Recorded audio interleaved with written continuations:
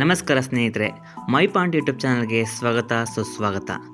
ಸ್ನೇಹಿತರೆ, ಇವತ್ತು ನಾನು ಮಾತನಾಡೋಕ್ಕೆ ಹೊರಟಿರುವ ವಿಷಯ ದೇಹದ ತೂಕವನ್ನು ಇಳಿಸಲು ನೆರವಾಗುವ ಕೆಲವು ಪಾನೀಯಗಳ ಬಗ್ಗೆ ಇವತ್ತು ಮಾತನಾಡೋಣ. ಸ್ನೇಹಿತರೆ, ವೇಟ್ ಹೆಚ್ಚಾಗಿರುವ ಪ್ರತಿಯೊಬ್ಬರು ಕೂಡ ತನ್ನ ತೂಕವನ್ನು ಕಡಿಮೆ ಮಾಡಬೇಕು ಅಂತ ಬಯಸ್ತಾರೆ.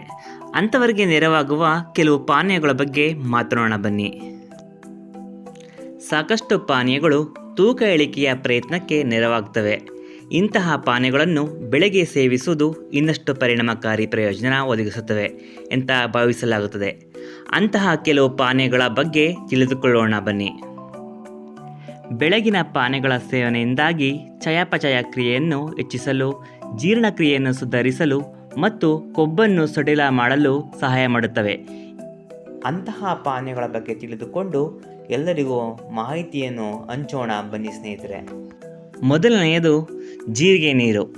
ಹೌದು ಸ್ನೇಹಿತರೆ, ಜೀರಿಗೆ ನೀರು ಜೀರ್ಣಕ್ರಿಯೆಯನ್ನು ಉತ್ತೇಜಿಸುವ ಸಾಂಪ್ರದಾಯಿಕ ಭಾರತೀಯ ಪರಿಹಾರವಾಗಿದೆ. ಇದು ತೂಕವನ್ನು ಇಳಿಸುವುದಕ್ಕೂ ಸಹಾಯ ಮಾಡುತ್ತದೆ. ಒಂದು ಟೀ ಚಮಚ ಜೀರಿಗೆಯನ್ನು ರಾತ್ರಿ ಇಡೀ ನೆನೆ ಇಟ್ಟು ಬೆಳಗ್ಗೆ ಕುಡಿಯುವುದರಿಂದ ಸಾಕಷ್ಟು ಪ್ರಯೋಜನಗಳು ಇದರಿಂದ ಆಗ್ತವೆ ಸ್ನೇಹಿತರೆ. ಅಲ್ಲದೆ ಜೀರಿಗೆಯಲ್ಲಿ ಅನೇಕ ಆರೋಗ್ಯಕಾರಕ ಅಂಶಗಳು ಇವೆ. ಮೂರನೆಯದು ದಾಲ್ಚಿನ್ನಿ ಮತ್ತು ಜೇನುತುಪ್ಪ.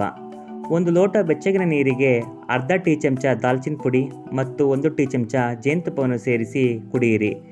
ದಾಲ್ಚಿನ್ನಿ ರಕ್ತದ ಸಕ್ಕರೆ ಮಟ್ಟವನ್ನು ನಿಯಂತ್ರಿಸುತ್ತದೆ, ಅಲ್ಲದೆ ಹಸಿವನ್ನು ನಿಯಂತ್ರಿಸುತ್ತದೆ.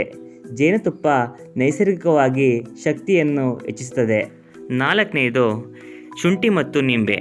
ಒಂದು ಲೋಟ ಬೆಚ್ಚಗಿನ ನೀರಿಗೆ ಒಂದು ಸಣ್ಣ ತುಂಡು ಶುಂಠಿಯನ್ನು ತುರಿದು ನಿಂಬೆಯನ್ನು ಹಿಂಡಿ ಕುಡಿಯುವುದರಿಂದ ಚಯಾಪಚಯ ಕ್ರಿಯೆಯನ್ನು ಉತ್ತೇಜಿಸುತ್ತದೆ ಮತ್ತು ಶುಂಠಿ ಉರಿಯೂತದ ಗುಣವನ್ನು ದೂರ ಮಾಡುತ್ತದೆ.